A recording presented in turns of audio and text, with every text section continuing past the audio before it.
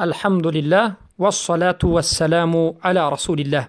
اما بعد برادر سوال نمودند که اگر امام از مأمومین یعنی اقتدا کننده ها 1.5 وجب یا که 1 وجب در پیش باشد، از همین جهت از دو طرف امام صف هست.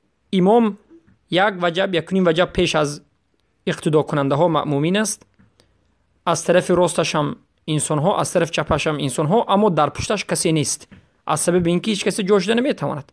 آیا این چنین صف کشیدن جایز است یا نیست؟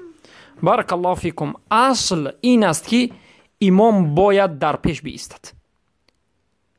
البته وقتی که نمازگزاران 2 نفر یا که زیاده از 2 نفر شدند، در این حالت سنت این است که امام باید تنها در پیش بایستد و اگر 2 نفر باشد 1 نفر در پشت امام، 1 نفر در طرف راست، 3 نفر باشد 1 نفر در طرف چپ، همچنین زیاد می شود. اول طرف راست بعد طرف چپ.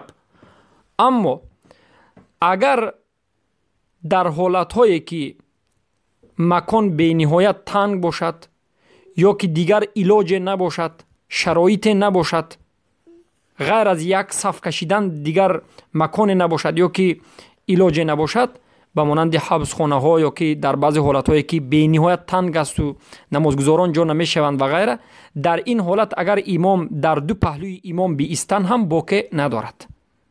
امام 1 وجب یا که 1.5 وجب پیش بایستد یا که امام کمی به پیشتر براید و امام بودنش معروف شود و در پشتش یعنی خالی باشد، پشتش خالی باشد از سبب اینکه کسی ایستاده نمیتواند، اما از 2 طرف صف کشند جایز است از سبب ضرورت، نه اینکه همیشه، بلکه از سبب ضرورت.